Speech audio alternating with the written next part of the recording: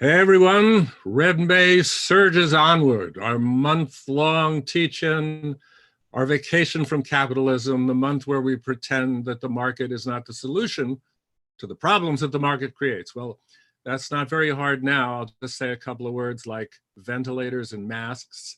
A just-in-time production can't create a public health system. We've got some great events coming up, and before we get into tonight's racial capitalism and disposable populations in the time of COVID-19, I want to give you a heads up on what's up for tomorrow and Saturday and Sunday and Monday. So tomorrow, Saturday at 1 p.m., we have Border Panic and Contagion, which will have Dan Denver talking about his new book, All American Nativism, Harsha Walla, Wendy Trevino. On Sunday at 1 p.m., Speculative Finance, Speculative Fiction, Jeff Mann, Charles Mudede, Steve Shaviro, Cheryl Vint, Marina Vishmet. I'll be moderating. That's at 1 p.m. And on Monday at 12 p.m., I'll be interviewing the Chilean author of a wonderful new book called Planetary Mine, Martin Arboleda. So lots of great stuff coming up. We do need money, however. We're trying to raise, I don't know, 12,000, and we're in the middle of between 2,000 and 3,000, so we got a ways to go, but I have faith. I believe in the kindness of strangers, and I hope when you see what we're putting on and why it needs to keep being put on every year, live and also online, you will reach in your pockets or look into your hearts and find something there to give to us. But let's move on to the main event here. I'd like to introduce my friend, comrade, and our moderator tonight, Chris Nealon. Chris is a professor of English at Johns Hopkins. He's the author of the book of poems, Heteronomy. He's a fine poet, and also a wonderful book of criticism about how capital appears underneath American poetry, called The Matter of Capital. So without further ado, Chris Nealon. It looks like Chris needs to unmute himself though. Yeah, sorry. Hi, everybody. I am looking forward to tonight. I have a brief description of the panel, which was available online, but I thought I would, since it's just one paragraph, I thought I'd read it so everyone kind of gets on the same page. And then I got a sentence about each of our wonderful presenters tonight, and I'll introduce them to you and then hand it over. So just as a description of our panel, Racial Capitalism and Disposable Populations in the Time of COVID-19, this is how we wanted to present it to you. As a global pandemic rages, COVID-19 has highlighted how popular accounts of the biological vulnerability of non-white racial populations to infection and death typically invoke race not only in ways that reverse cause and effect, but that also draw on historically durable stereotypes about non-white groups as vectors of disease. Liberal commentators have acknowledged how public-facing service work is performed mostly, though not exclusively, by Black and brown workers, for example, while at the same time largely accepting the framing that such necessary work is a voluntary and heroic act of self-sacrifice. Extending recognition to the heroic efforts of such disposable subjects, or subjects seen as disposable, naturalizes and conceals the fact that such workers have no choice but to engage in this potentially deadly work in order to meet their own basic needs. Proliferating in the absence of a more developed and nuanced mapping of how deeply race and class are intertwined in US social life, these accounts have revealed how race is not self-explanatory, but itself in need of explanation. This panel will not only address the limits of existing theories of the theoretical and political relationship between race and class, but it'll also explore how the pandemic has illuminated a range of processes which reproduce the US racial order across seemingly disparate but materially interlinked sites. So that's where we're headed tonight. And just briefly, I'm going to read some bios for our presenters. And I'm going to go in the order that they'll be presenting. So Chris Chen is an assistant, actually no, he's an associate professor of literature at the University of California, Santa Cruz.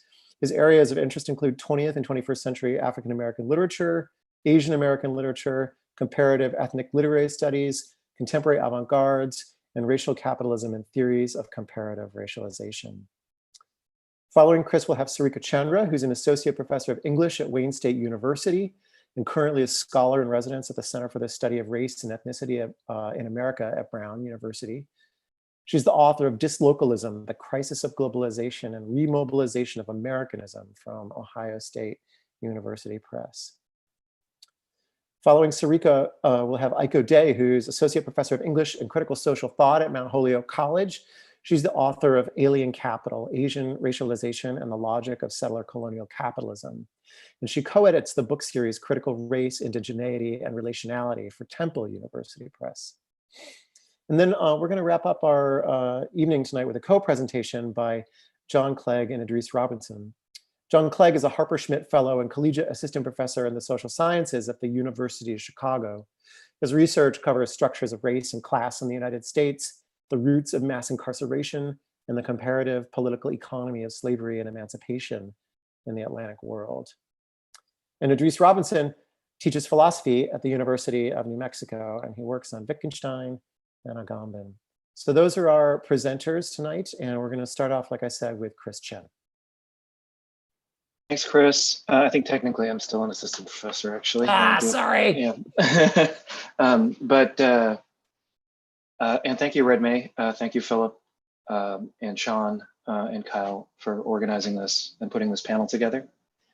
It's a really exciting lineup all month, and I'm really excited to kind of listen in to these conversations. So this is actually a joint presentation between Sarika and I. It was sort of conceived jointly. So I'll be taking up the first portion of the talk and then turning it over to her for the second portion.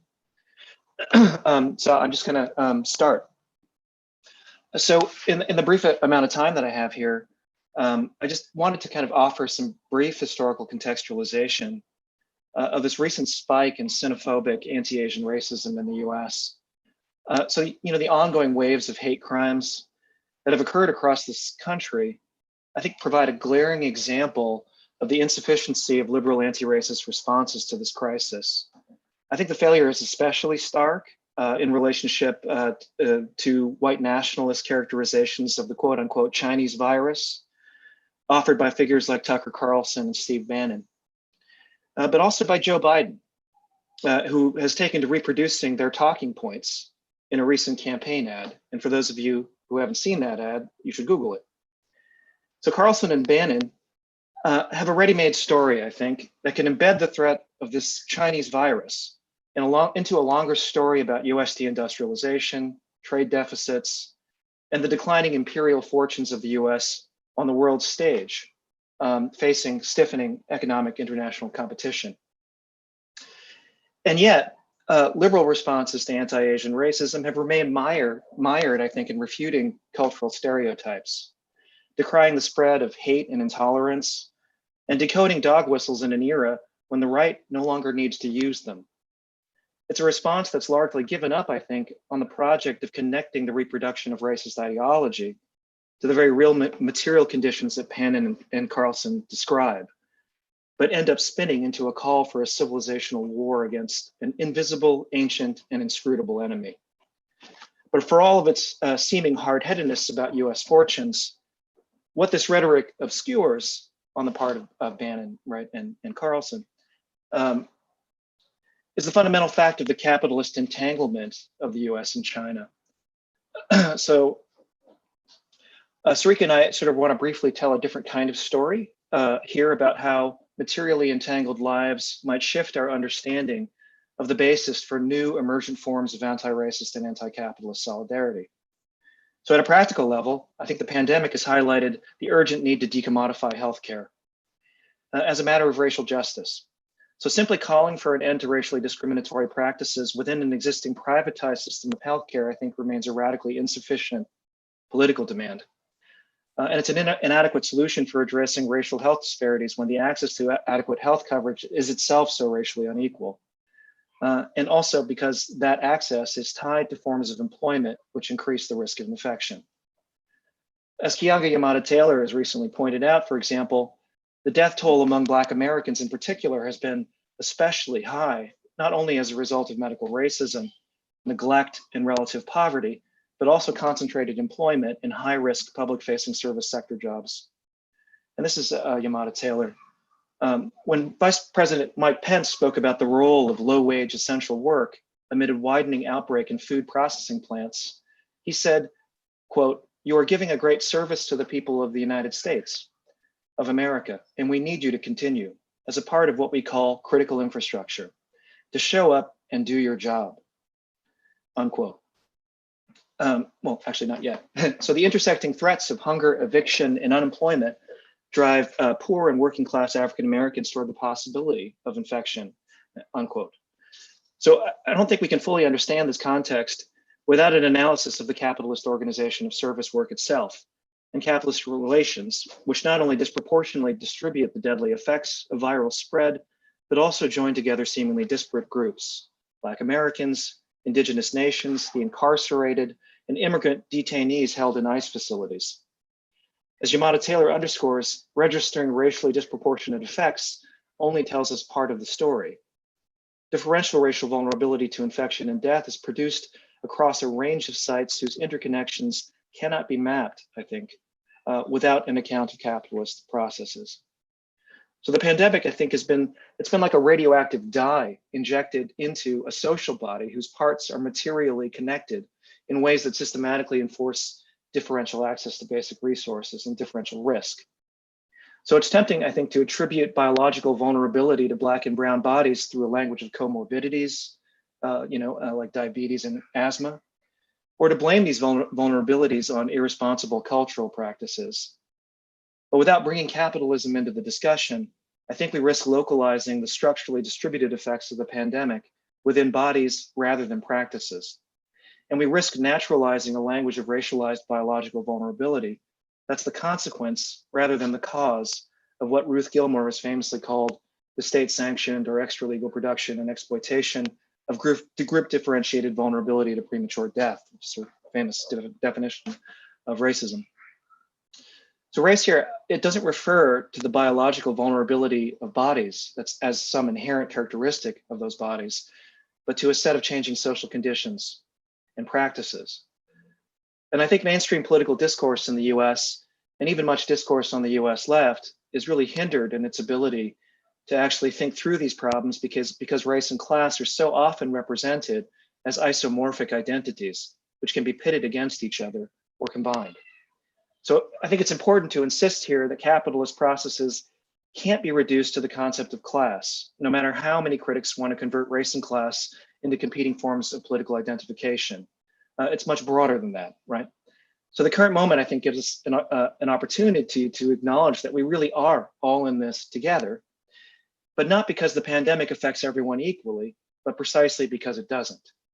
We're in this together, not in the sense of the liberal equalization of conditions, but rather because of how relative disposability is systematically assigned to materially interconnected lives. And just at this point, I want to note that this resurgent anti-Asian racism in particular has dramatically revealed the limits of both, I think, a liberal and left anti-racist analysis, which often continues to conflate race and culture.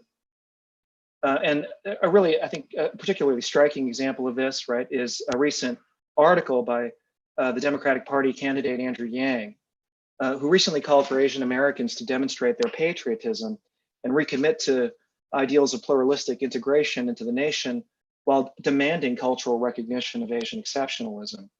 I think this is a profoundly dangerous political strategy. So Yang understands that economics shape racial animus, but he nevertheless maintains that, quote, "We Asian Americans need to embrace and show our Americanness in ways we never have before." This is from this article of Yang's. "We need to step up, help our neighbors, donate gear, vote, wear red, white, and blue, volunteer, fund aid organizations, and do everything in our power to accelerate the end of this crisis. We should show without a shadow of a doubt that we are Americans who will do our part for our country in this time of need. Demonstrate that we are part of the solution. We are not the virus, but we can be part of the cure," unquote. And so that's Yang. And the language here, right? It sort of echoes this discourse, I think, of good and versus bad Muslims, which attached itself to Arab Americans after 9/11. And it reminded me, I think, of actually just sort of what happened in the aftermath of 9/11, where, and I was living in Iowa City at the time, but immigrant businesses all across the city actually put up images of American flags in their store windows in order to protect themselves against retaliation. It really was a moment of clarity for, about the flag and its meaning, not as a symbol of a nation coming together in mourning, but, as a weapon and a violent threat, right? I mean, it was actually kind of understood that that was its real meaning. So what we're seeing now, I think, is an opportunity not to prove the model minority myth, but a dramatic demonstration of its failure and of the failure of relative economic advantage in the case of the sort of like Yang's demands to confer the failure of relative economic advantage to confer immunity from racist scapegoating and violent attacks. And as my friend Christopher Fan has pointed out in a recent review of Yang's autobiography, what shapes Asian America today are policy and cultural norms based on economic citizenship. What we're seeing is how little a claim on economic citizenship actually protects the people who make that claim. So, of course, these claims on that kind of citizenship are aspirational, and they're made despite the fact that the economic conditions faced by Asian Americans are so internally unequal, and they vary so widely. So it's a pan-ethnic designation, the category of Asian American. It's basically kind of invented in the 60s. And it's one of the most internally unequal kind of racial designations in the United States, fusing together a number of ethnic groups with long and bitter histories of conflict with each other. And these appeals, I think, to Asian exceptionalism eerily echo the rhetoric that surrounds heroic, essential, and disproportionately Black and brown service workers. Both essential and expendable, these workers are represented as performing a voluntary heroic service on behalf of all Americans by exposing themselves to viral transmission. So it's pretty perverse, and as one Walmart worker recently put it, we're not heroes, we're hostages. And while there have been some urgently needed campaigns and calls for bettering work conditions and demanding more PPE and paid sick time for these workers, it's a moment, I think, when it's increasingly necessary to call into question the capitalist organization of low-wage service work itself. We can't simply call for safer working conditions without asking at the same time why certain kinds of work exist in the first place and how this work might be organized differently. And we need to thoroughly dismantle the argument that this is a Chinese disease or is a result of Chinese cultural practices in particular.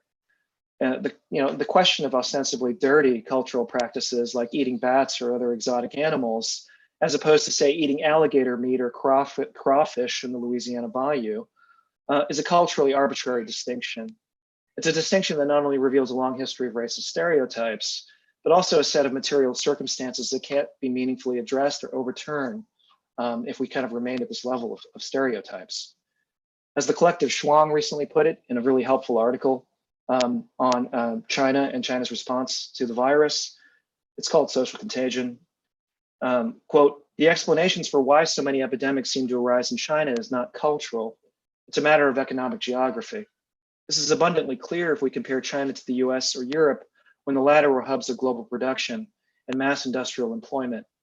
And the result is essentially identical with all the same features.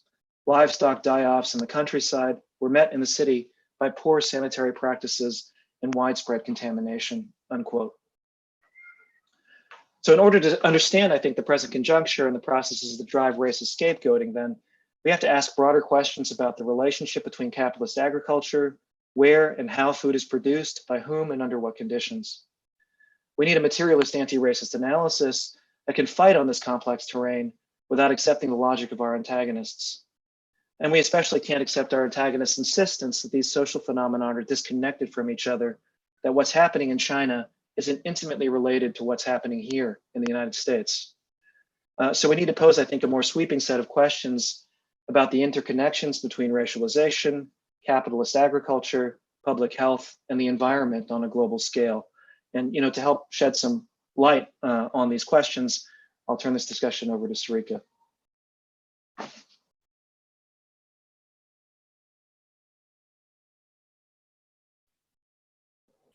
all yours, Sarika. Okay, thank you. I was trying to unmute. Okay, thank you. I am drawing upon the work of different scholars, critics, and activists, most of whom I won't be able to mention due to time constraints. But I will present some broad outlines compressing a lot of information. So please ask for clarification if unclear. So COVID-19 is not an exceptional or exogenous force that has impacted an otherwise functioning system from some non-human natural outside. Critics such as Rob Wallace are attempting to explain how the monocultural and export-oriented food production system, with its catastrophic depletion of biodiversity, along with capitalist expansion and extraction in the hinterland, where previously unknown viruses are essentially harvested from wild populations and distributed along global circuits and new commodity chains in wild goods, has set into motion an evolutionary fast track for pathogenic viruses in the last few decades. Flu viruses such as swine and avian, along with SARS, Ebola, HIV, Zika, human herpes virus, and a host of other diseases and calamities that are not characterized as pandemics. Neither the liberal critique of agriculture that has in some measure gone mainstream, nor certain forms of Marxist critique focused solely on exploitation and its effects on laboring classes is adequate for a broader theorization of the interlinkages between what food is produced, who produces it where, how it gets to us, as well as its connection to human and broader planetary health. While it is still smallholding farmers that continue to feed most of the world, they have been progressively inserted into the rise of giant capital-intensive processing of animals and monocrop systems from the colonial era to the present day. This has led to the eradication of microbial diversity in forest life and food systems that work with the symbiotic self-organizing environmental processes, such as the integrated 9-crop systems in the Tibetan highlands, the rice bean squash systems of the Americas, or the rice duck, rice fish, and fruit systems in China. It is only recently that microbiology has begun to investigate bacterial symbiosis. As Janet Chow and others have pointed out, all animals live in symbiosis. Shaped by eons of coevolution, host bacterial associations have developed into prosperous relationships, creating mechanisms for mutual benefits to both microbe and host. Such research is recognizing the linkages between our immune systems and what we eat, the environment we live in, and the kind of stress we might be under. Supplanting the necessary symbiotic biodiversity and spreading toxicity well beyond the bounded space of the farm, capitalist agriculture has made historical progress in the 20th century within a militarized framework. Racialized, ethnicized, and gendered neo-Malthusian conceptions of overpopulation have driven agricultural policy. Defining itself against smallholders, capitalist agriculture has been structured through a number of familiar antinomies, such as technical progress versus inefficiency, modern versus backward practices, clean versus dirty food. This has meant positioning new modified seeds against indigenous varieties, chemical inputs against an ecological host pest system. The new agriculture promised healthier food, freedom from the work of having to manage farmhands, or from having to participate in the work of farming altogether. And most of all, it promises to feed the growing population, giving rise to new racialized, ethnicized, and gendered infrastructures. It is this giant, gleaming, modernized systems that have propelled the breeding of food animals in very cramped spaces. Chemicals and other technologies speed up their life cycles and engineer the body shape to carry more of the desired but eatable parts. This livestock population has no capacity to break the shape-shifting viruses, changing their character in different geographies, such that it is difficult to pin down a single origin point. Such livestock also serve as a major stage of recombinatory viral jump to backyard animals and onto humans with small changes in its molecular profile. As Wallace writes, different viruses have proved viable across hosts of diversity of animal orders or species that were conventionally assumed to be each other's epizootic barriers and increasingly viable at warmer temperatures thought to allow for their degradation and live in water bodies and sewage systems. Backyard farmers, mostly women living in the global south, do not have the ability to administer official solutions such as antibiotics or distancing measures.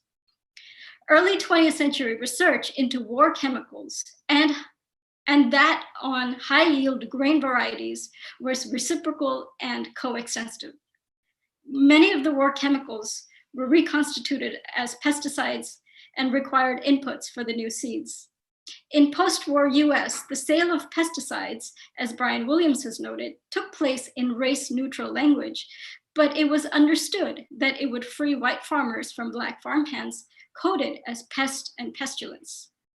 Globally, with the specter of recent famines under colonialism still weighing on government officials, US was able to lead the adoption of new seeds and pesticides across Asia and Latin America under the banner of Green Revolution with the promise to raise people out of poverty and feed the growing population. China and other places led their own research into seed varieties towards the goal of modernization and national development, but this was a technical fix to social problems.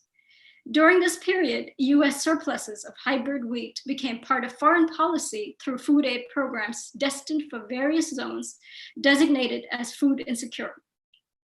But food aid was not free. It was paid for by the accepting governments at agreed upon rates through borrowed money from supranational lending institutions that imposed conditionalities and structural adjustment policies aimed at defunding the public sector.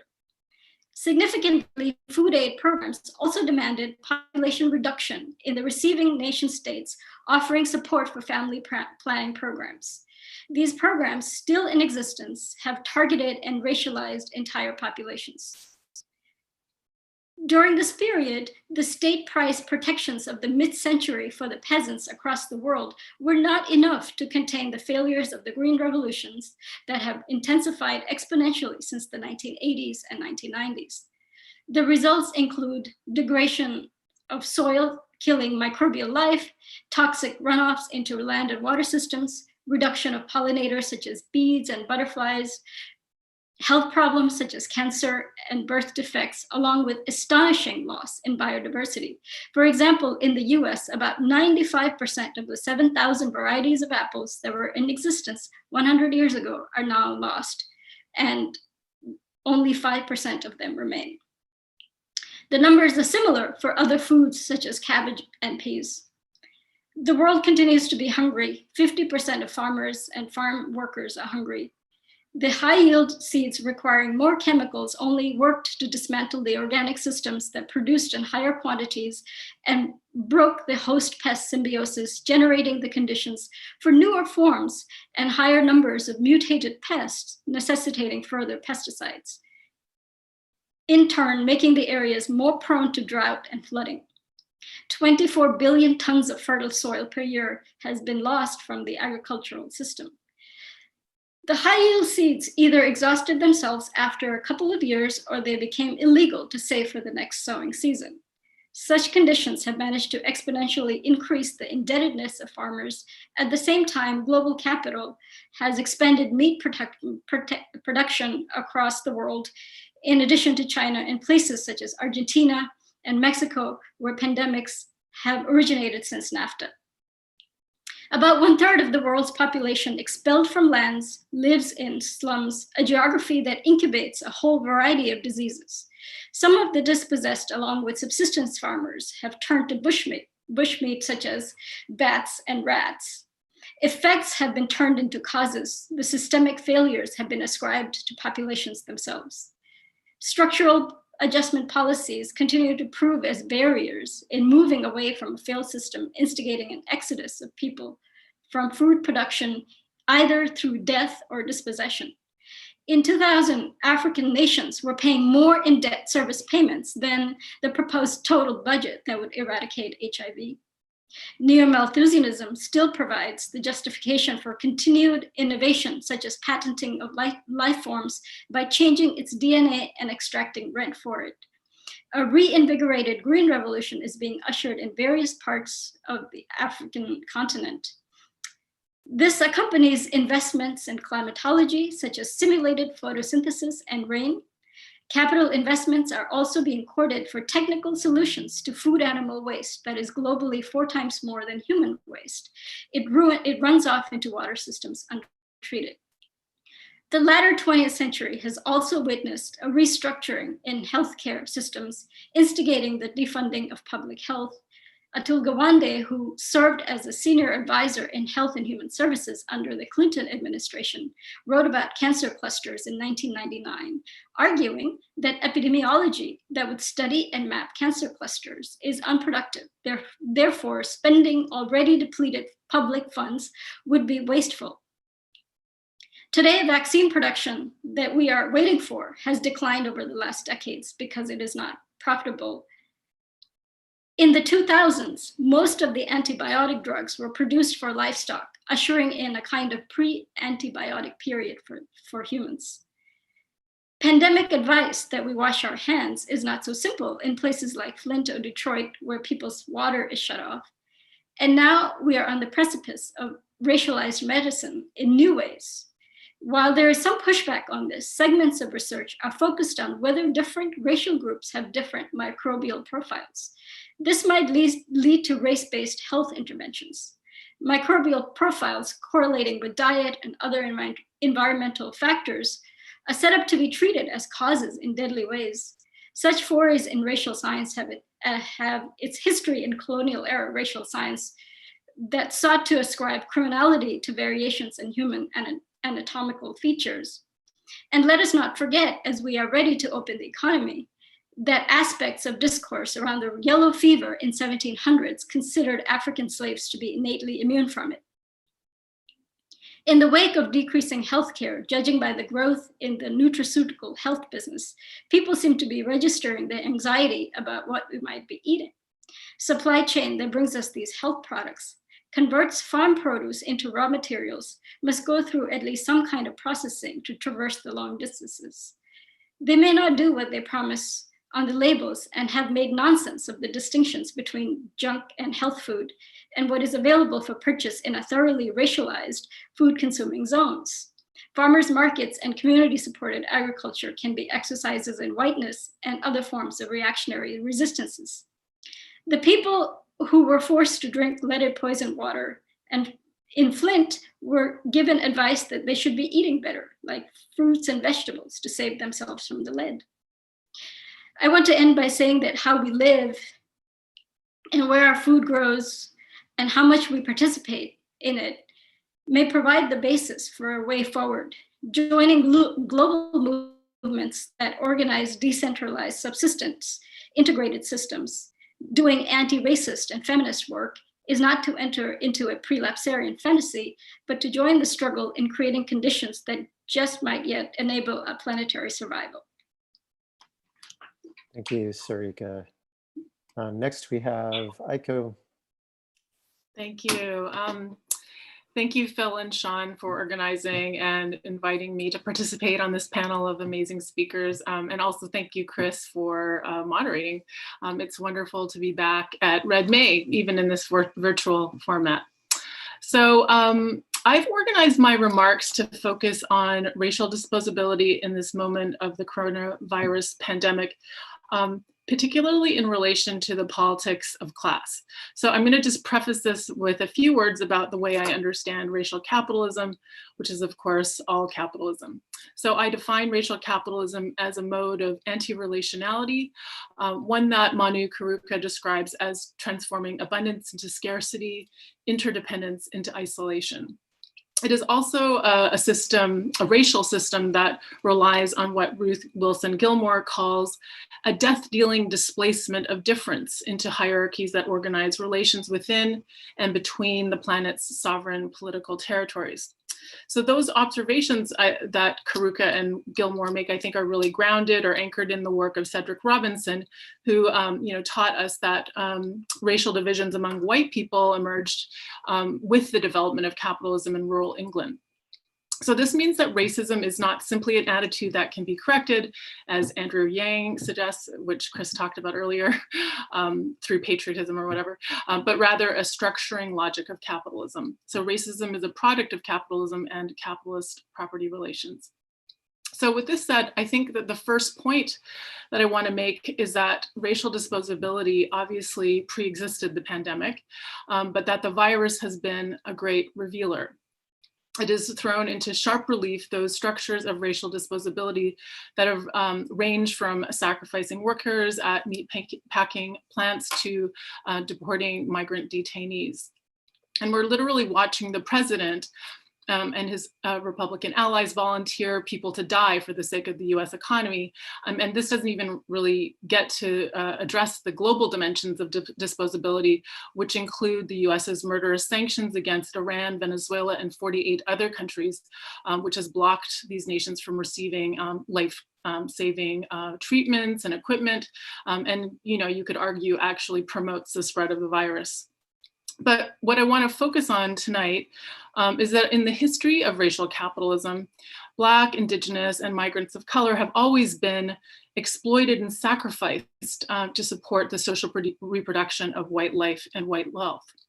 And what has been laid bare in this crisis is the dramatic extent of the socialization of risk to premature death that happens disproportionately among poor people of color for the continued privatization of wealth and well-being of the 1%, the white 1%, whatever.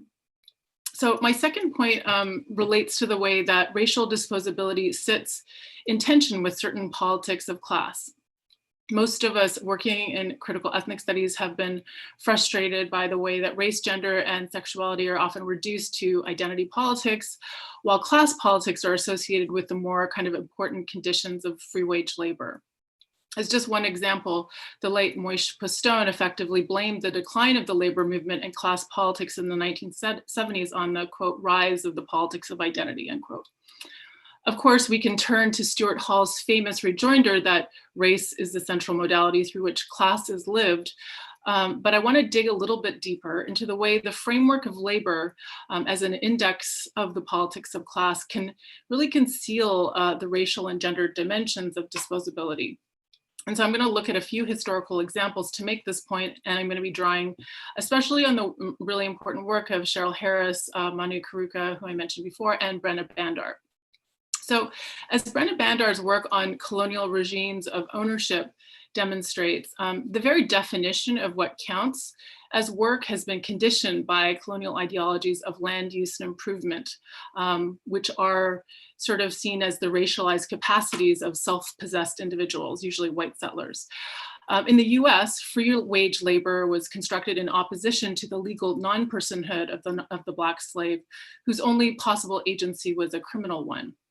Whiteness was reified as the legal protection from enslavement and evolved as a form of inalienable property that, as Cheryl Harris argues, entitled its bearer to the rights of use and enjoyment, reputational value, and the expectation of future privileges that are reinforced through the power to exclude. So while emancipation formally ended chattel slavery as a property system, it failed, as Karuka emphasizes, to disturb real estate as a property system. Emancipation also posed other legal conundrums, begging the question specifically of how the slave commodity premised on non-personhood could become a person without entirely dismantling the property system or the property relation. So emancipation might also maybe more productively be viewed instead as a large-scale manumission which fused Black criminal agency and indebtedness to white progress. During Reconstruction, the Black codes prevented Black people from owning or leasing land while tying them to sharecropping on their former masters' lands. In the same period, the expanding legal recognition of corporations as persons or was accompanied by the loss of legal personhood for Black felons who were forced to labor for corporations building the infrastructure for capital accumulation after the Civil War. So my point here is that the norms of self-possession embedded in the principles of free wage labor were actively denied to Black workers. And so this is, I think, one of the reasons we can understand an argument, for example, by Tiffany Lithabo Kim, who argues that racialization, accumulation, and domination rather than labor serve as the primary mode of Black subjectification. So as another brief example, if we turn to the example of Chinese railroad labor, we can also see how Chinese workers also kind of exceeded any humanist conception of free wage labor. Instead, the Chinese were seen as instruments of labor, or as Karuka describes, the constant capital for the Central Pacific Railroad Company. In other words, they performed a quantitative rather than qualitative self-possessed human function. And so my final example is related to the racialization of indigenous land and labor. The material articulation of race and property comes, I think, into full view in the legal construction of Indian status in Canada, which is a colonial invention of the 19th century that fuses property rights to a racial and gendered legal persona. So in view of Harris's argument that whiteness operates as inalienable property, Native status is similarly associated with property rights, membership, and access to reserved lands. So within the Canadian Indian Act, the juridical concept of Indian status articulates the intimate bind between the racial ontological structure of possessive individualism and the modern economy of private property relations in the settler colony. But in a twist of Harris's conceptualization of whiteness as property, Indian status was defined in contradistinction to the ideal legal and political subject of the possessive individual. The non-appropriative or non-possessing capacities of Native peoples was an integral feature of the Indian Act, which prohibited the development of any kind of independent reserve economy, and any money that came from the sale of lands or resources was controlled by the colonial government. So in many ways, this is like framed as the opposite of the self-possessing and appropriable settler citizen subject. And Brenda Bandar demonstrates that Native status kind of encapsulates the fusion of identity and property ownership as, quote, a political structure based on a legal form rooted in private property, unquote. So akin to a kind of currency that functions as a material expression of abstract value, Native status is an embodied expression of state-controlled and reified racial difference. Like currency, status retains a degree of flexibility, and mobility is something that's kind of passed on and transmitted and inherited, a sign that has economic, cultural, and social value, but at the same time is regulated and controlled by the state. So returning to Gilmore's notion of racism as a death-dealing abstraction and displacement of difference, we can see here that Native status makes racial difference ontologically concrete. So just to bring this to a close and summarize what I've been trying to talk about is just how colonial ideologies of use and improvement really form the racial basis of the rational, self-possessed individual who stands, I think, at the center of free wage labor. And this effectively tethers the notion of free wage labor to whiteness and by extension, whiteness as a source of value. So this animates, I think, the racial and gendered contexts of disposability that are concealed in class politics. Thanks. Thank you, Aiko. Now, I mentioned earlier that Idris and John are going to co-present. How would the two of you like to do that? I'm gonna go first, and then Idris. Is that okay? And I'm gonna share my screen. Is that okay? I think it's gonna work, but can you see that or no? Can you guys see my screen? I can't hear you. Yes, okay. And then I'm gonna play my slide. Can you see my slide? Okay. Yeah, thank God. It was like a glacier or something, bro. Yeah, I'm not going to be talking about glaciers, and unfortunately, we're not really going to be talking about some of the surplus dynamics that the panel title described. And although I think we're very happy to talk about them in questions or in discussion. We're also not going to talk about COVID, and it seems strange not to talk about COVID in these times. But this is a project that we began a while ago, and we're just going to try to describe some very broad outlines of that, more just questions than anything else. I should also say it's 1 a.m. over here, so if I start fading, please excuse me. I'm in England right now. So I'm going to be the sociology data guy in this duo here, and just give you some pretty pictures, and then I'm going to hand it over to Idris to kind of interpret them and to talk about the theory. So I'm basically going to describe some interesting patterns that for me were very surprising in some recent data around incarceration and other dimensions of American life, and specifically African American life. And I think some of these patterns might trouble some of our assumptions about intersectionality. But I want to say at the outset that I'm not going to talk about the theory of intersectionality. I'm going to talk about a kind of a framework, or a sort of what I'm going to call a rule of thumb that many social scientists like myself operate with, which is much cruder than the actual theories that Idris will discuss in his section. And the crude theory is sort of summarized in this very crude diagram, which is that there's a kind of way in which we should think about oppression as overlapping. Clearly, many different people have many different identities, and those identities overlap, and that the overlapping nature of oppression could also often be a compounding oppression, or typically is a compounding oppression, right? So if you're a victim of racism and sexism, there's a sense in which that's worse than to be merely a victim of racism on the one hand, or merely a victim of sexism on the other, right? So that conception, perhaps it is too crude, and perhaps all I'm doing is kind of revealing the crudeness of my discipline as a sociologist in some ways. But I think in some ways the rule of thumb is more than just mine, and that many of the patterns I'm going to describe to you, I imagine you might also find a little surprising too. And I think we need to sort of reconceptualize that overlapping compounding oppression framework to make sense of these patterns.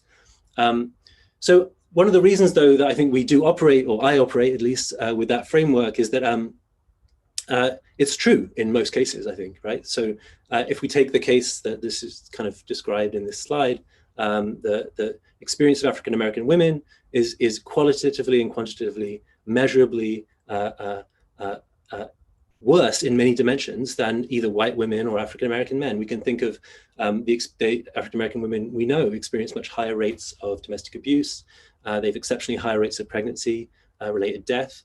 They suffer distinct forms of harassment at work, especially from domestic service employment in domestic service work, where they're overrepresented. They are often ignored by the media, and when they're not, they're often the subject of degrading stereotypes. And of course, they suffer all this in addition to having their sons, brothers, fathers, and male loved ones incarcerated at rates that are absolutely obscene, right? In terms of any comparative country, any comparable situation in world history, right? The rate at which African American men are incarcerated there's nothing like that in world history, and of course, brutalized and killed by police also at obscenely high rates. So that's the sense in which I think the kind of overlapping oppressions framework kind of makes sense, right? But I think there are other areas that increasingly we're seeing where that rule of thumb doesn't really serve us very well. And those areas, I think, in a sense, that's because that rule of thumb made more sense of the past in some sense, in some dimensions, than it does of the present. And I'm not sure we fully recognized or come to terms with those changing patterns. And certainly I didn't until I looked at some of this data. So just to kind of start where Idris and I started, I started with this quote from hearing I don't know if I can do this. Yeah, Alicia Garza on the radio say this, right? So this is actually not, I don't want to pick on Alicia Garza. Alicia Garza is an important founder of Black Lives Matter. But it was a continual theme in the last couple of years. I heard this in many contexts, protest movements in the media. This was just one example of a claim that I knew because I've been studying incarceration for a while, that it wasn't quite true, right? And one of the questions I had, for Idris and for you and for everyone was like, well, if it's not quite true, why do we still believe it? Why do we still often repeat this claim? But what I didn't realize until I started to look into it in more detail. So this claim, by the way, because you can't see my slide, is that Black women are the fastest growing population in prisons and jails today. And Garza said this last year. What I didn't realize until I looked into the data in a bit more detail is just how untrue it is, right? So in fact, African-American women, the rate of incarceration for African-American women has been falling consistently for 20 years in America. So not only that, it's been falling faster than for any other demographic in the country. This graph shows you the incarceration rate for African-American women and white women. And you can see a convergence. So the African-American incarceration rate for women has halved in the last 20 years, whereas it's increased by about 50% up until 2015 here for white women. So what does that mean? For me, I don't know what it means. And I think Idris is going to talk a bit more about sort of the causes of it. And I can talk more about the causes of it too in questions. But right now I want to sort of extrapolate a little bit from this data, because this is what the current, we kind of currently know. But it seems pretty clear to me that the lines here are going towards each other. And we're 5 years after 2015 right now. So I've been in touch with some people who collect this data, and it seems pretty clear to me and to them as well that we're probably already living in a world that is today in 2020 when white women are incarcerated at higher rates than Black women. Now, for me, that's an astounding fact, right? I study incarceration over long periods of history. It's never been the case that white people have ever been incarcerated at higher rates than African Americans in American history, right? The reason we think that we're already in that situation is not only that these lines are going together. Some of my studies of the last few years show that like about 15 states, it's already the case, right? But this is state prison populations. And if we add jail populations to the total incarceration rate, and we know that racial disparities in jails are much lower, it's very likely that we're already in a situation where in 2020, or if not already, we will very soon be in a situation where white women are incarcerated at higher rates. Now, my sense is that one of the reasons that we don't talk about that is that we don't really have the framework to make sense of it, right? We don't really, and there's something about the idea of overlapping oppression which makes it hard to kind of recognize it. And just to kind of further emphasize what the consequences or what some of the implications of this transformation are, I'm going to show you some really surprising to me evidence on employment and incarceration. So this is the rate of employment in New York City jails and the rate of incarceration in New York for Black women, for African-American women in New York City. And you can see the rate of employment in New York City jails for African-American women is significantly higher than the rate of incarceration in both jails and prison for African-American women in New York City. Now, for me, that's I never expected to see that. I expected that like there may be some convergence, but I never expected that it would be 3 times as high. To be essentially the rate of employment was 3 times as higher than the rate of incarceration for Black women. Now, again, how we make sense of that in this context is difficult, right? So on the one hand, we should point out that being a corrections officer, which is what most of these women are, it's a shit job, right? And especially in a time of COVID, it's a life-threatening job. And of course, women CEOs, like women in any context around prison, are highly vulnerable to sexual abuse. So in some ways, the overrepresentation of Black women in jails as employees is a symptom of their oppression, and we should recognize that. But we should also recognize that many would see this overrepresentation of women, Black women in jails as workers, as a civil rights victory, right? As in itself, right? The result of successful struggles to make inroads into a relatively secure and well-paid public sector job. And I think many abolitionists in New York right now are coming up against this fact, right? The fact that there are significant constituencies that see the jails like Rikers Island that are, hopefully being shut down soon. The campaigns at least seem to be getting quite close to that. They're getting a pushback from a population that's disproportionately African American. So African American women make up the plurality of COs in New York City jails today. And so, that presents a political problem that I think, again, the intersectional kind of framing in its crude sense is kind of maybe making it hard for us to kind of confront. And just before I hand over to Idris, I don't know how long I've got. I wanted to talk about a couple of other dimensions of the data. And now I'm going to talk about data that I haven't collected myself. I haven't been studying myself, but seem to kind of speak to the same kinds of dynamic in a way, where racial disparities amongst women are falling and sometimes even crossing over in ways that are, I think, quite surprising. And the first one is mortality. So we spoke I spoke before about some of the ways in which African American women suffer extremely negative health outcomes. But there are also ways in which the disparities in health outcomes are diminishing. So this is the life expectancy of Americans from 1900 to today. And you can see that 1920 point, that's the Spanish flu, right? So that's kind of like scary for us today. But this blue line here is the life expectancy of African American women. And you can see around 1960, it begins to exceed the green line, which is the life expectancy of white men. And it's still not as high as that life expectancy of white women. But that's changing. That's also something that's getting closer and closer. So this is the year difference in life expectancy between men and women across race.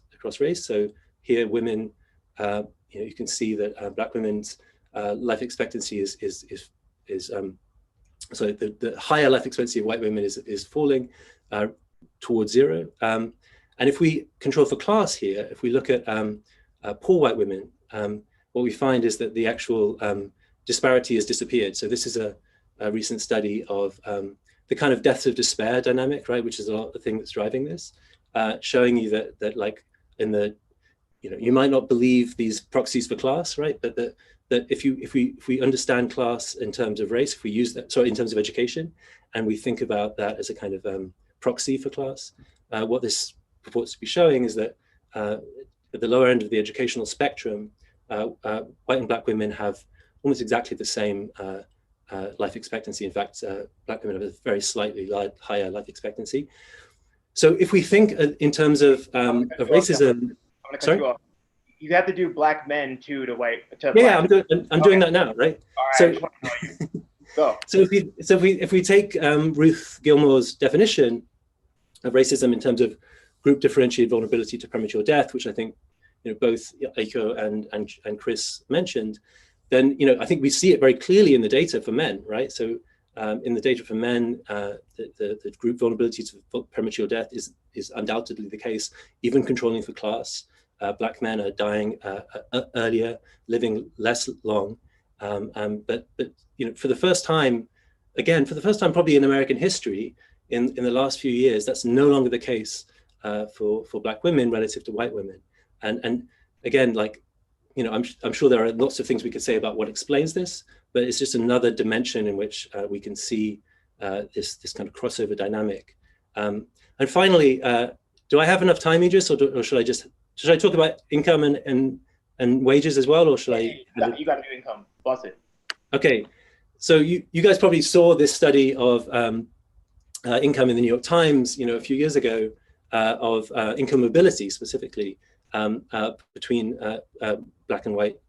Well, they focused in the article on the Black and white men, right? So it's kind of complicated graph to explain, but basically this is the horizontal axis here is the total distribution of income of people's parents, and the vertical axis is the total distribution of income of people who are living today. And you can see here that, like, if you take the 50th percentile, the median person, the person who grew up in the median family, who makes the median income. If you're a black man, you're gonna do worse than your parents. You're gonna go from the 50th percentile down to what, the 45th. And if you're a black man, if you're a white man, you're gonna do much better than your parents. You're gonna go up to the 55th income. And this was the kind of major headline story. But if you read the original article that this New York Times version was based on, they focused just as much on the right-hand panel here, which is much more puzzling in a way. And so that's easy to kind of make a headline out of. But also, I think one of the reasons it's difficult to make a headline out of it is, again, it doesn't really fit with a sort of rule of thumb notion of intersectionality, which is that black women are doing significantly better. It doesn't look that much better, but we're talking, many thousands of dollars of income better than white women for controlling for parental income, right? So if you're born into a similar income family, you're doing significantly better today if you're black than if you're white. And I think that, again, we can kind of talk about why that is, but just to kind of dwell on it and think about it as a kind of problem is something that Idris and I were hoping to do in this paper. And it's surprising, perhaps, but it shouldn't be that surprising, I think, because there's been a lot of research that's been done on wages and income that should lead us to expect some of that dynamic on the right.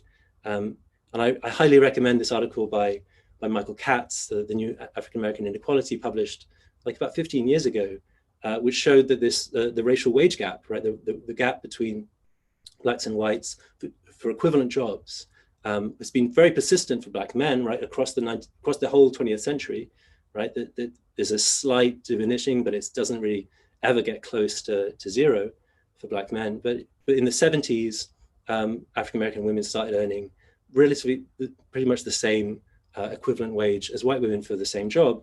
And it's important to recognize, and that has a lot to do with the kind of, for Katz, the entry into public sector jobs, these secure public sector jobs since the 70s that we mentioned before, including the corrections officer jobs.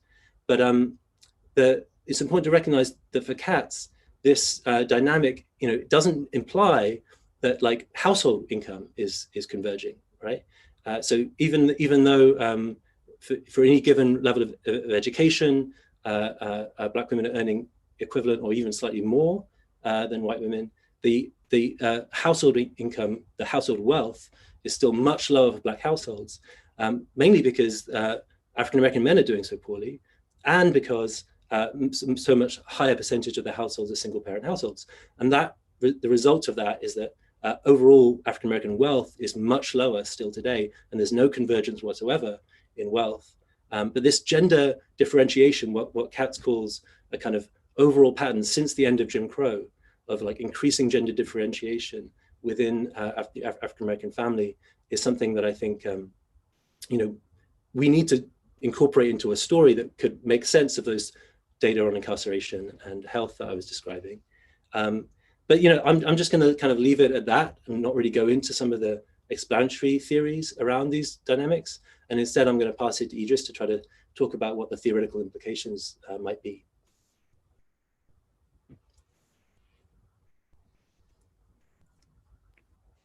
All right, so what I want to do now is I want to sketch out some theoretical reflections about the data that John presented.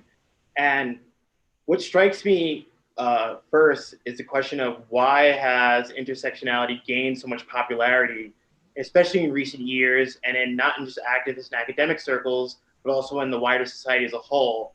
But as we've seen, some of its very fundamental presuppositions have been invalidated and are being increasingly invalidated. So above all, I think it's the continued relevance of the fact that there's something very deeply true about intersectionality. It's something just that strikes you as obvious almost. But so despite what the number says, there's that truth there. But and today it even seems obvious to us that oppression, whether based in race, gender, or sexuality, has to be mutually constituted and multiply interacting. So, and this is accepted by most people today. I think at least most enlightened people. All right. Likewise, we have to take it that it's apparent that individuals have unique experiences of oppression due to their different permutations of their identity. So people have unique experiences due to their permutation of race, class, gender, sexuality, etc. However, this was only brought to light by a tradition of thought that aimed to call attention to the silencing and invisibility of Black women.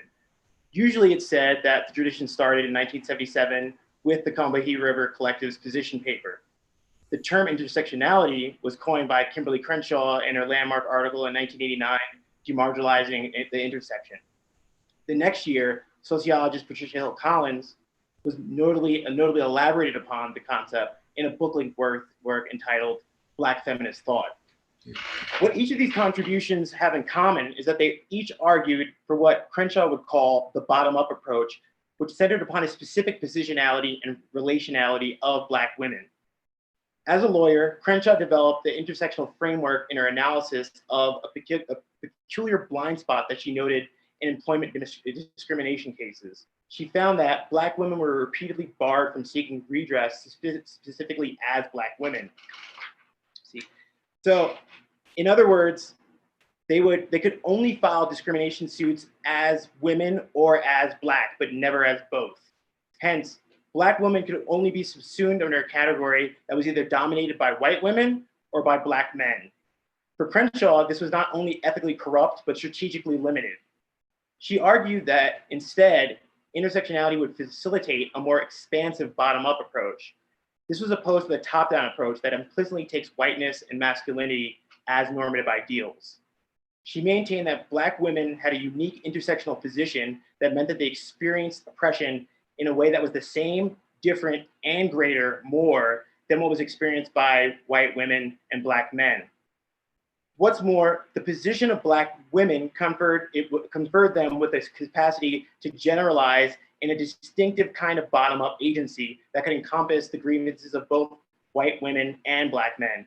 But the flip side doesn't hold. She doesn't think that, and you know, her data at the time showed that white women could, when they tended to fight discrimination, they tended to leave out Black women.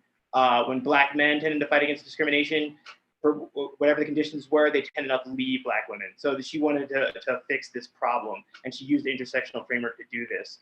But what the statistics indicate is that it is highly unlikely today that Black women can or actually do perform the subjective tasks that Crenshaw assigned to them.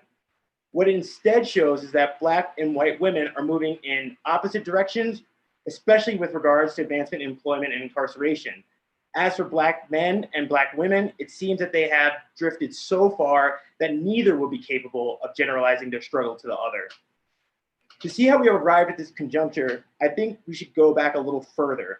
As Patricia Hill Collins herself has recommended, it's often helpful to contextualize intersectionality within its roots in Black feminism of the 60s and 70s.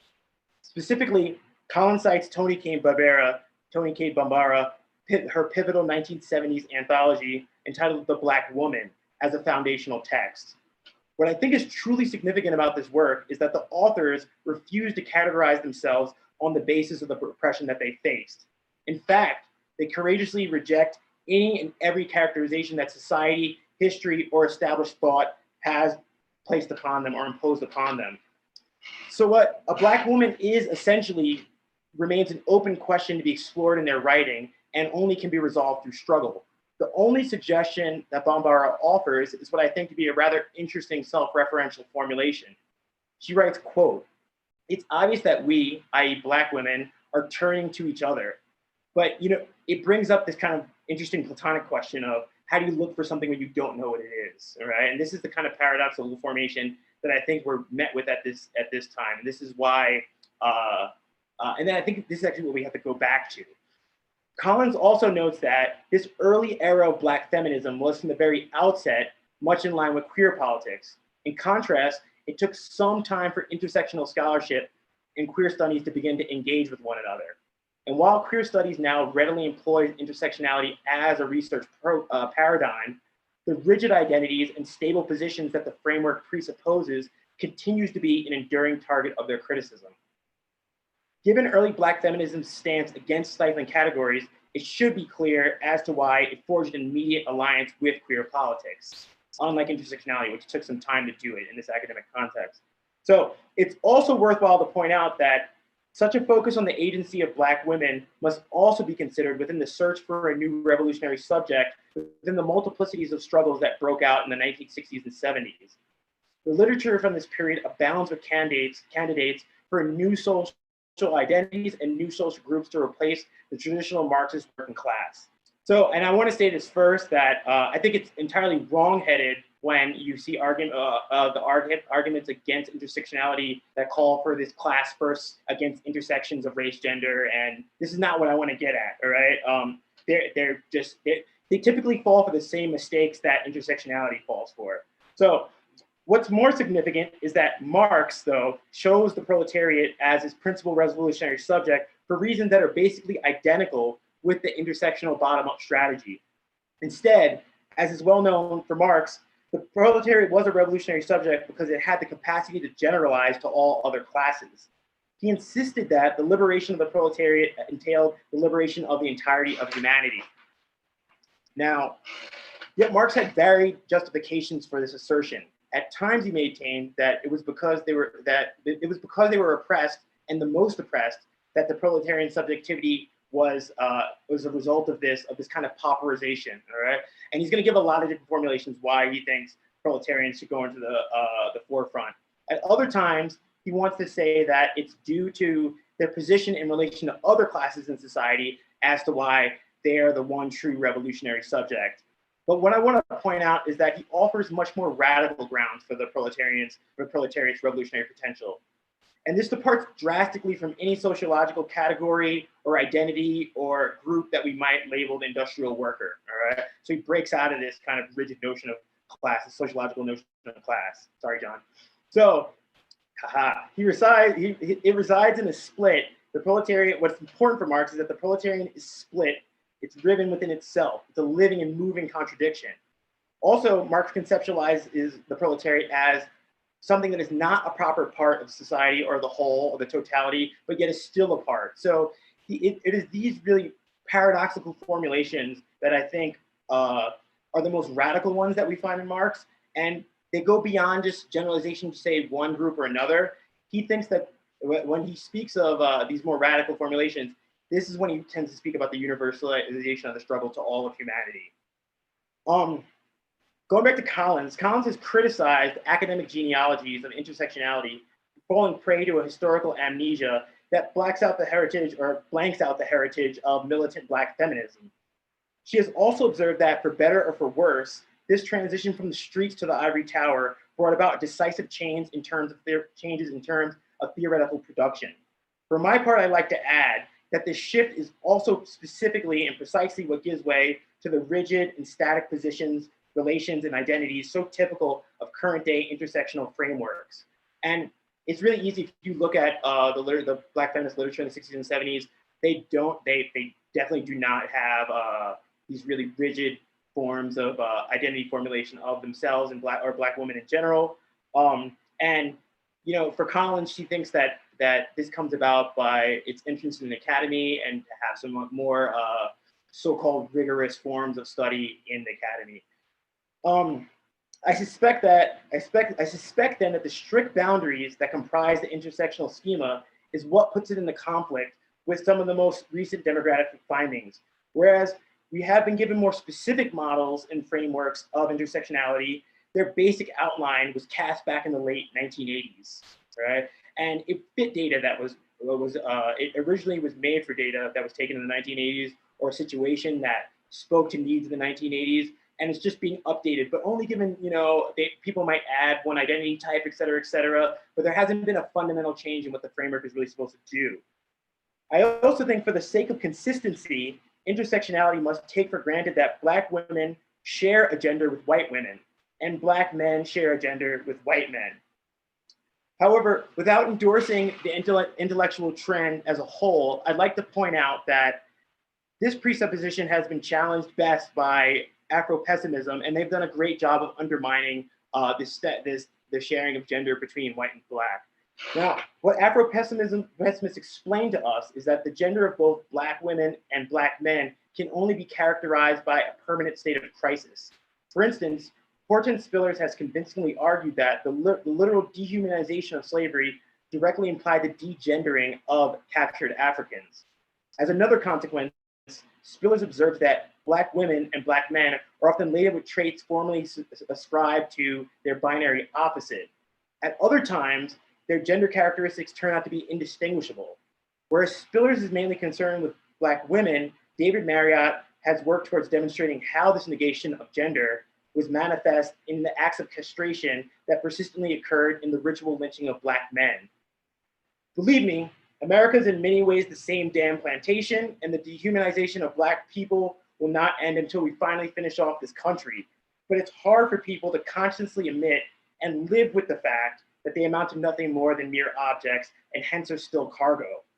My suspicion is that one of the major reasons as to why intersectionality continues to gain traction in the face of conflicting evidence is that it tends to, it tends to work on the assumption that Black women and Black men are fully endowed human subjects with fixed gender identities. It fails to recognize there is an incommensurability between Black and white women and between Black and white men, all right? There's no incommensurability between the two. And this is not supposed to be a postmodern point, it's a lethal point, all right? So we're not going back to some Freudian kind of paradigms that can't speak to each other. What's more, it falls prey to the same top-down approach that takes the gender of white men and women to be a normative standard. That is, intersectionality is but one aspect of an extensive mechanism that aims to repress the traumatic dehumanization and hence degendering of formerly enslaved people of African descent. Looked at from another angle, what psychoanalysis tells us is that repression operates to subvert certain risky situations which may turn out to be painful, but may also bear possibilities of pleasure. The reverse side of the repelled traumatic representation is that this drive mirrors a similar revolutionary potential as to what Marx ascribed to the proletariat. The split in gender rendered by the dehumanization is very much akin to the living contradiction within the proletariat. The lack of humanity and gender means that Black people remain attached to American society, but never wholly a part of it.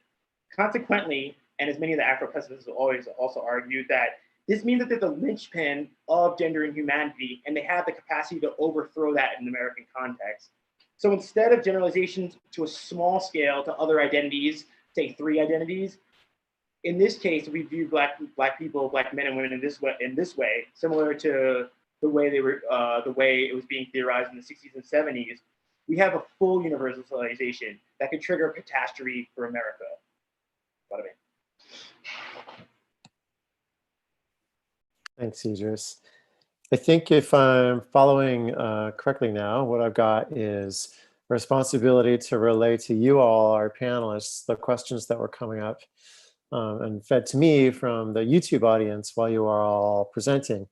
And right now, what there is four main questions. And since that's not a very big number, I thought I would render them in sequence, and just so you know what they are. And then we can just like back up and do them one at a time. A couple of them kind of overlap with each other, I think. So right at the beginning of our conversation, we got a question about nationalism and socialism that was kind of based on responding to Chris's and Sarika's talks. And it's basically about national exceptionalism and whether there's something about the pandemic today that puts real pressure, because it's obviously a global phenomenon, on a socialist politics that is often quietly national, right? So better wages for exploited workers in our country. And so the question, I think, was, it had a couple of different angles, but there was something there about nation and internationalism in contemporary socialist politics. So that was the first question. And then we have a question, kind of a pair of questions that are very close to each other for John and Idris, about saying a little bit more about what you think some of the causes of these converging rates of incarceration are, and also income. So in the case of women across race, and then finally, there's a question that came up during Idris, your talk, but I think it's posed here as a question ultimately for everybody. And the questioner writes, how do you see the historical relationship of proletarianization to racialization globally? Do you see them as converging or diverging, or sometimes one, sometimes the other? So that's sort of what came in while you were all presenting. There are lots of things I'm sure you may have as questions for each other because your presentations intersect, so to speak, or overlap or resonate. But why don't we start off with that first question, which was about the question of nation and internationalism. And as I say, it came up early on, so it's sort of a question for Chris and Sarika, but it could be a question for any or all of you. Maybe you and yeah. So Sarika, I don't know. Do you feel inspired to take this on? Well, I didn't hear a question, except I heard that there was some correlation between nationalism, socialism, and then the idea that we are in a global pandemic, right? So what does that mean for nationalism? I think nationalism can't save us. There's no national solutions. Wait, that's it? That's it. It's like, right. Yeah, I guess I would tend to agree. I don't want to step on your response, Sarika, if you have more to say. I mean, as we were talking through this two-part presentation, I mean, I think, we basically share this opinion that, like, the various forms of left nationalism that have emerged right over the last, decade or so, that have come with sort of like, immigration bans and restrictions on movement.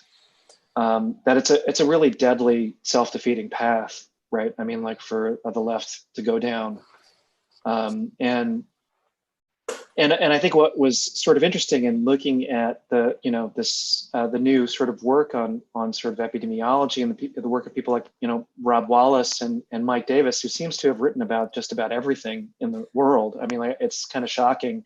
I don't know how he finds the time, but that it seemed to pose a bunch of new questions, right, about interconnectedness across national boundaries. And it seemed to pose this question that for us that exceeds like a Marxist critique of exploitation, which is not, which is I think a crucial kind of intervention. Who produces the food and under what conditions, but also just the nature of capitalist agriculture itself, like its concentration, the various technical kind of like requirements, and that is an opportunity to sort of rethink the sort of capitalist organization of agriculture and the sort of interface between the human and non-human natural world. And so that, I feel like that kind of takes us beyond questions of, that seem to be, about sort of the geopolitical conflict, and the ways of geopolitical conflict and interdependence between the US and China. And really scrutinizing the sort of like the nature of global capitalist agriculture and its supply chains is really, I think for us, I mean, it sort of highlights this opportunity to actually not accept capitalist definitions of the terms of emancipation. Like, it's extremely dangerous. I think that, Sarika and I just sort of agree that, like, this is one of these areas of social life and social reproduction that require, I think, a really profound rethinking beyond the question of like how heavily exploited, I mean, and the workers who produce our food, grow our food, right, are, and that's an absolutely crucial question. But there's also this other question that I think, came up for us as well. So yeah, I mean, I think that would be our response. Echo. Yeah, I just wanted to maybe just jump in on this conversation, especially in terms of how it related to Chris's earlier comments about Andrew Yang and his, his recommendation that Asian Americans, show their loyalty, and this will help, curb the rising anti-Asian violence. But, and just, so I wanted just to put that into an international frame.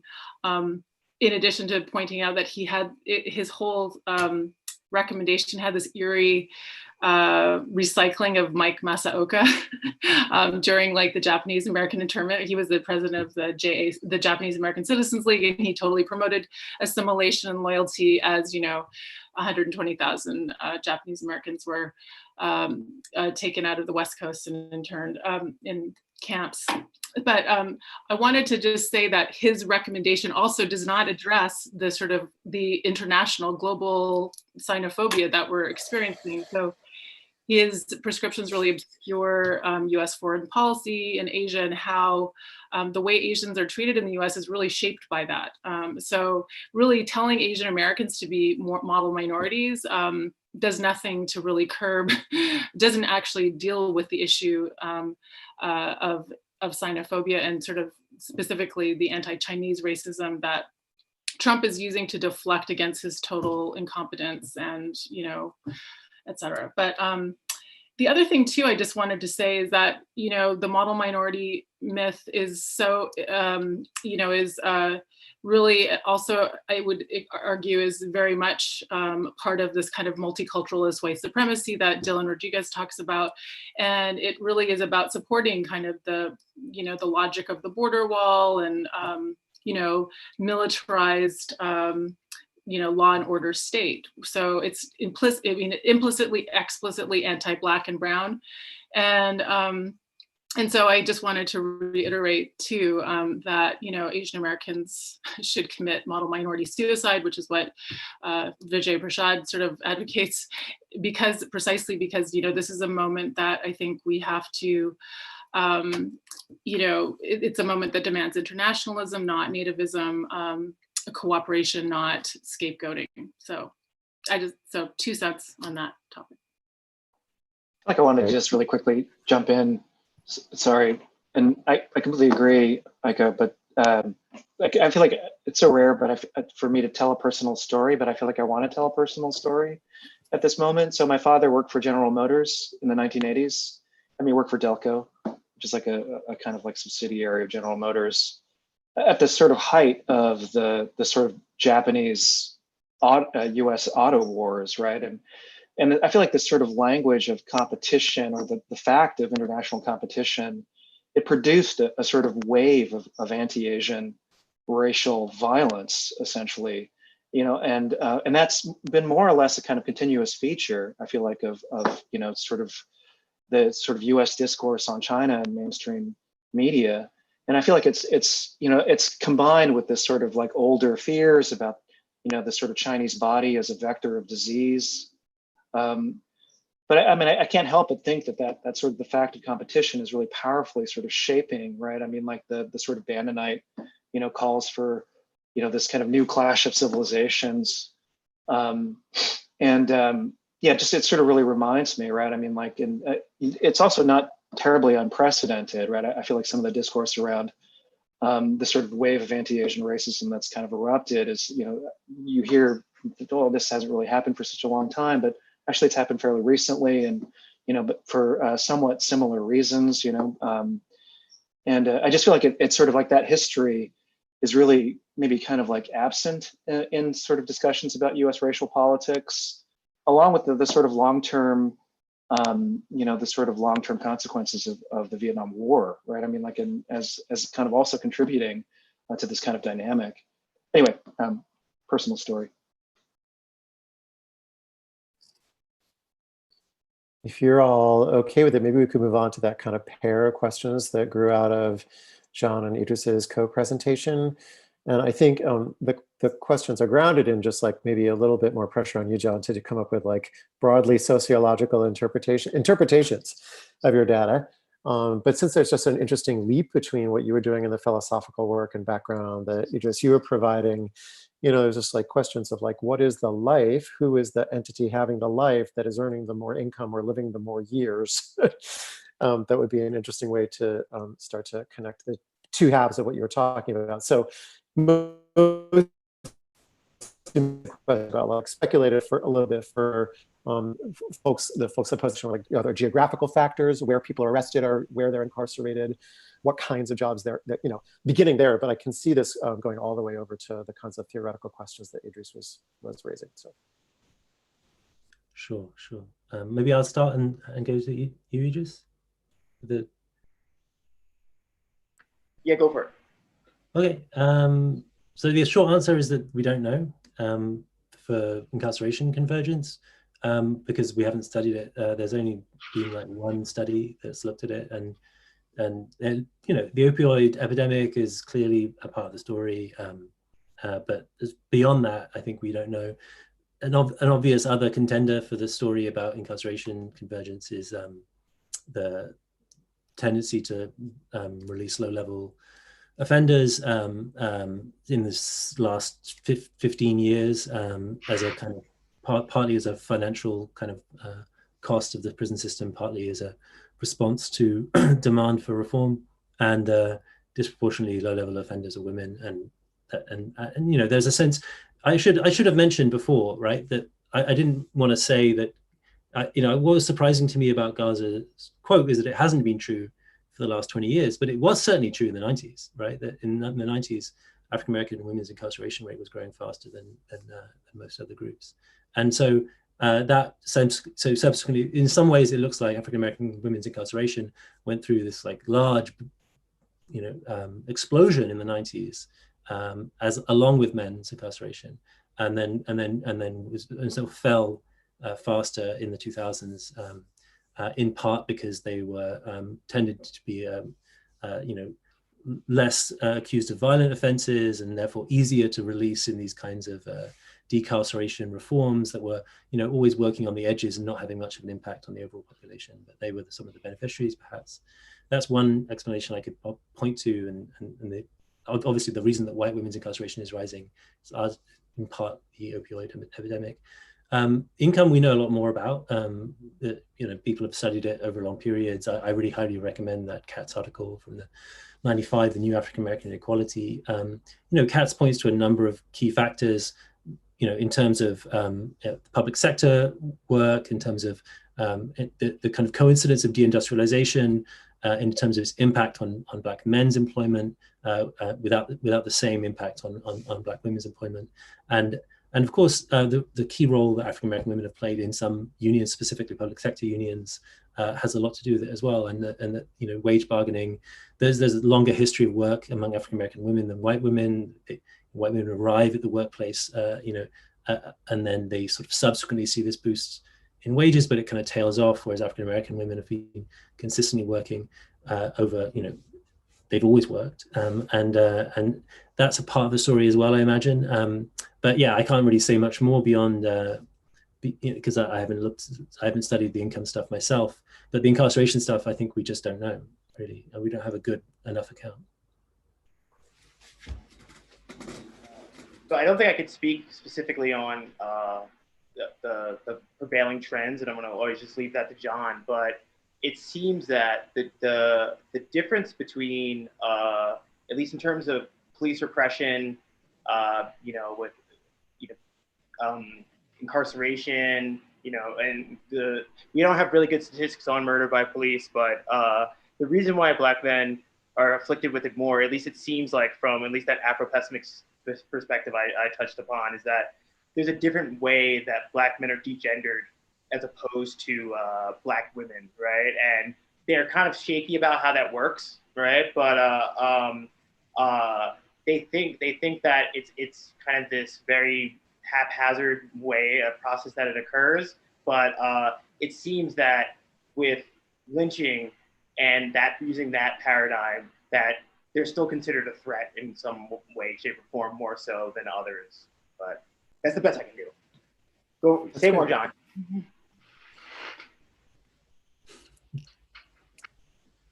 Oh, sorry, Aiko, please. Yeah, I just had a quick question. I was really fascinated by the data that Idris and John, you presented. I just had a question about white women and employment or income. I was just wondering, I mean, is it possible that more white women are housewives and don't take in an income? Is that one of the possibilities that could explain this convergence that you're talking about? Definitely not in the Chetty study. They control for a lot of the working hours and things like that. So one theory that sort of people often point to is the idea that that the income measure, which is often from tax data and things like that, is actually driven by working hours, right? So African American women work longer hours, but in the Chetty study, they control for the amount of time.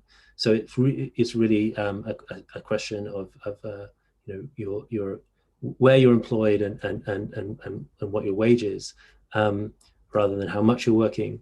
But the CAT study is just looking at the actual wage. So I'm not sure how that would be affected by, maybe it's like more part-time, you're working more part-time, so you're getting paid less. So yeah, I haven't thought about that.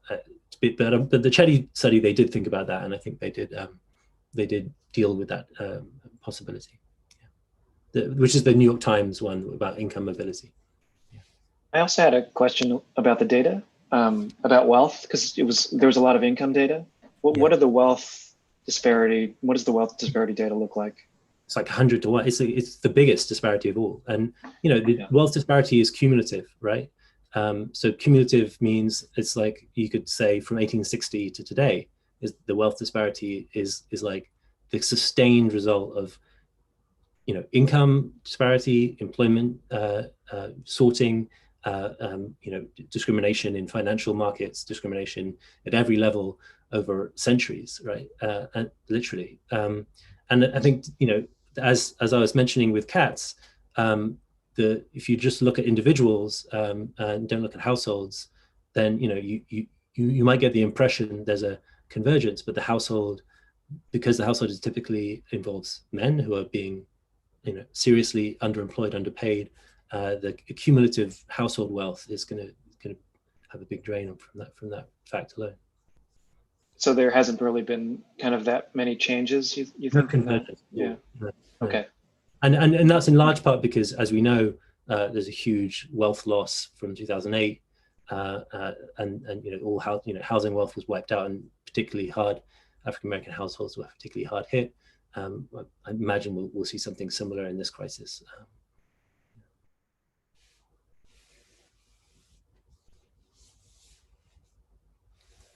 You're muted. I was in a meeting today where the person running the meeting, when the person like me wanted to talk but was muted, the person running the meeting was like, muted, you're muted. Sorry.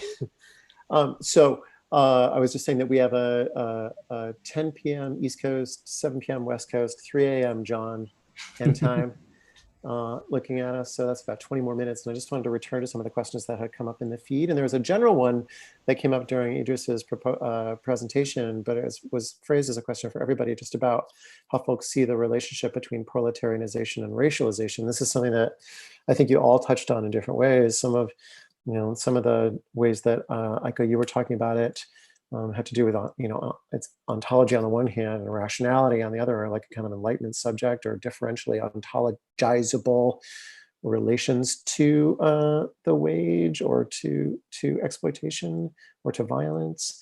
And so there's a lot of potential ways I imagine folks might want to try to answer this question about proletarianization and racialization. But maybe we could take a few minutes to talk about that. And then there's, I think, maybe 2 more questions on the feed that we'll try to get to before it hits 20 minutes from now.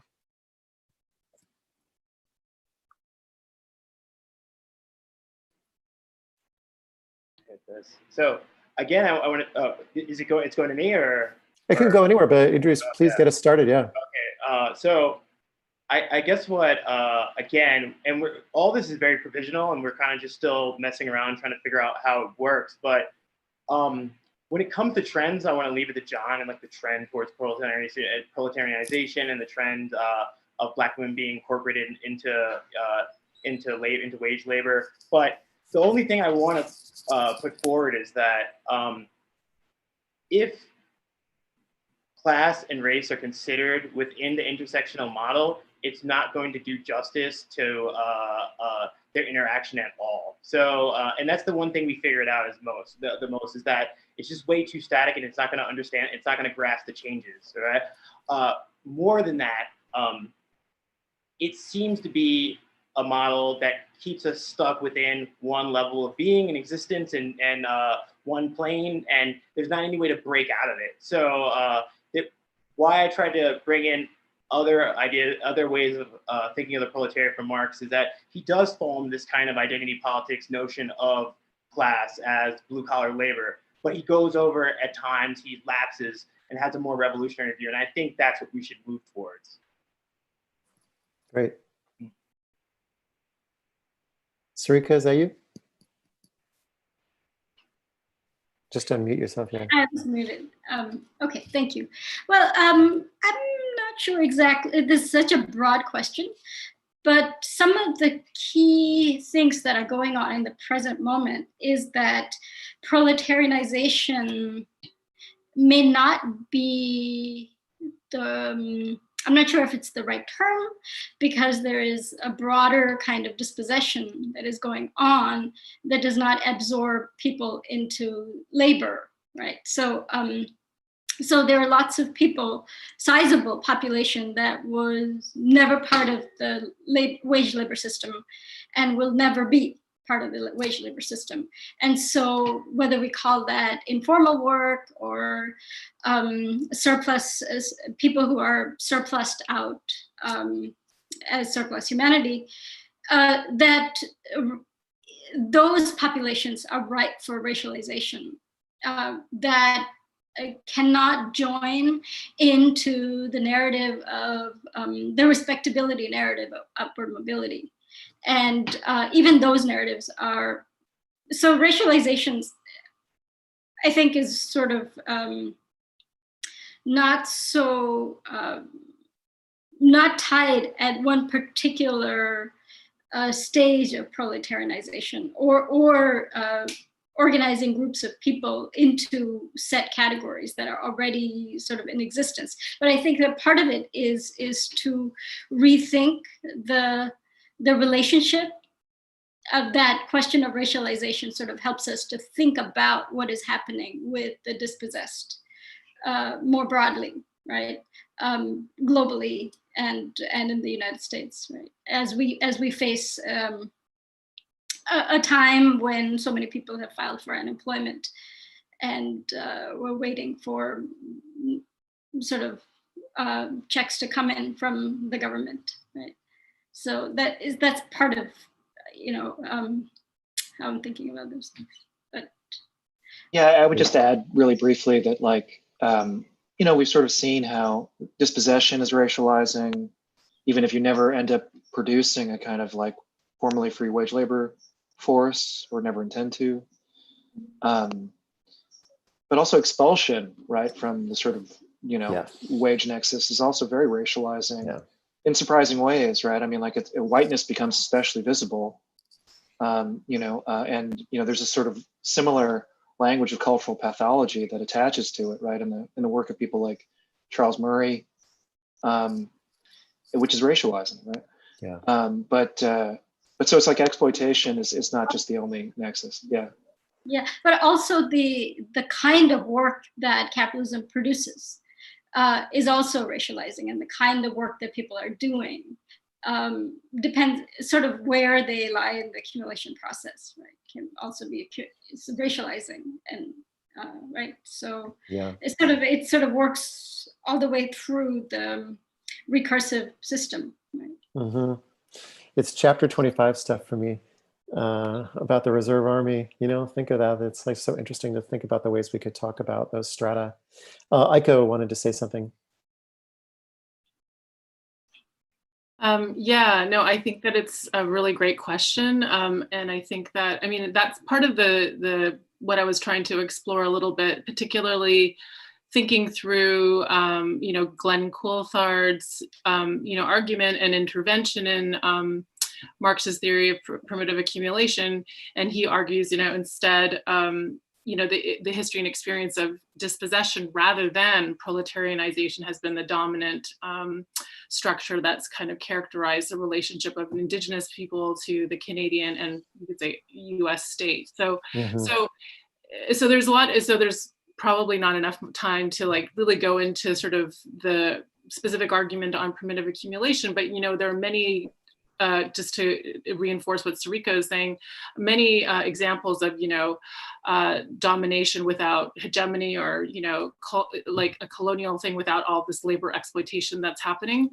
And I think too that particularly in Brenda Bandar's work, she looks at the way in which, particularly the way in which race is kind of reified in Indian status, but particularly in a way where the labor that Indigenous people do, or any kind of improvement, or I guess various schemes to assimilate Native people, have not been driven by a desire to create a reserve army of labor. So she goes into why that is. A kind of, something is screeching. So anyways, just that point. And also the other point too, just to think about, again, Chris's point about who's, first fired, last hired, first fired, that, I think it was, who was it that said that, about Black labor.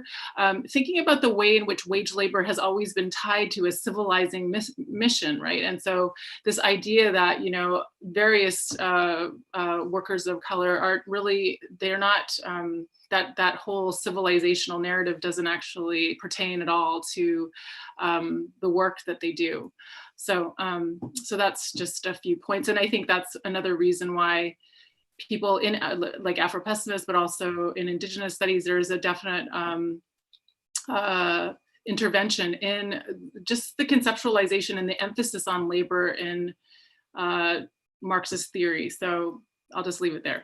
Okay, it's great that you will accept, Aiko, that there's more questions in the feed that are directed specifically at you, or seeking more from you, I guess I should say. But the way our conversation's gone, I think maybe we could all chat just a little bit. But so, two things in particular. Somebody was wondering about the way you were talking about an essentially kind of like settler colonial logic of the self-possessed rational individual, and what the relationship of that would be to care work and to family, like the category of family. And then a question that just came up much more recently in the feed here, wanted to think about disposable populations and racial capitalism beyond the question of status, and to explore whether there's something like a logic of elimination that is part of accumulation, like just simply flat out getting rid of people. So as I say, Aiko, because settler questions were in both of those things, they felt like they were kind of questions for you, but they could be questions for everybody here. So care and family on the one hand, and then eliminative logics of accumulation, not just reserve armies, but actual elimination.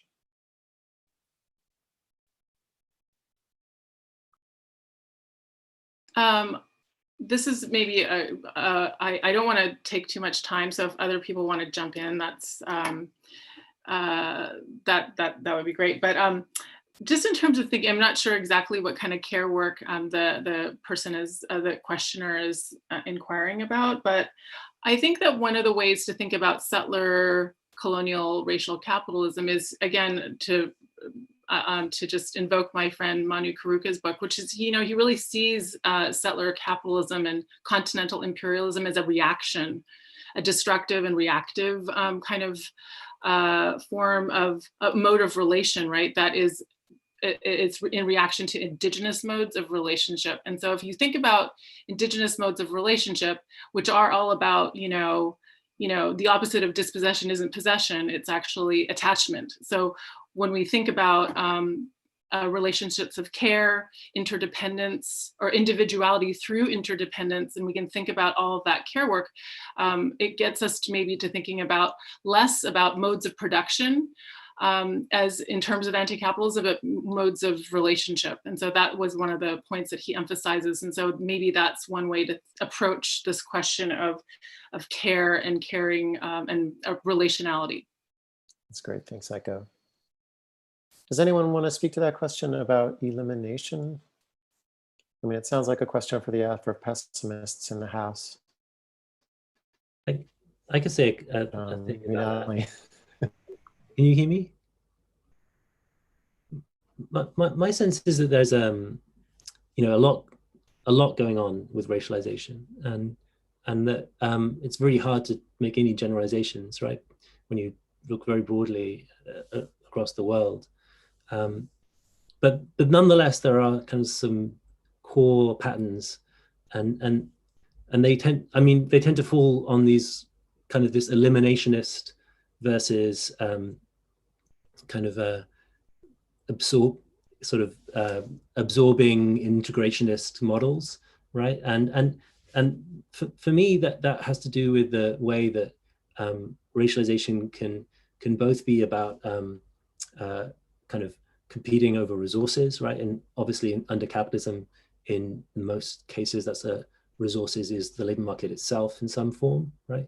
And that in some sort of attempts to exclude certain populations can be a kind of major driver across the world of different forms of racialization, in the sense that there's a competition, workers are forced to compete over wages and jobs, and resources are networks that they can use to exclude those others from those jobs. And on the other hand, there's also competition over state resources as well, increasingly now, like competition over the welfare state as insofar as it's in retreat, and the sort of xenophobia of hatred of the immigrant, but also hatred of the welfare dependent native population can often be a kind of premised on the idea that the state has something to give us, right?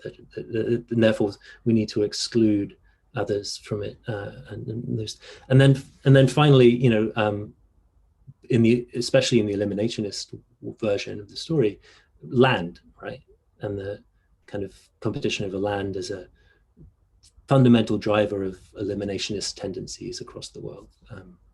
That's because I said you can't generalize, and those are my generalizations, but it's really hard because each one of those can look very different in different places. Yeah, well, we've had some, kind of ambitious and big questions, and they invite that.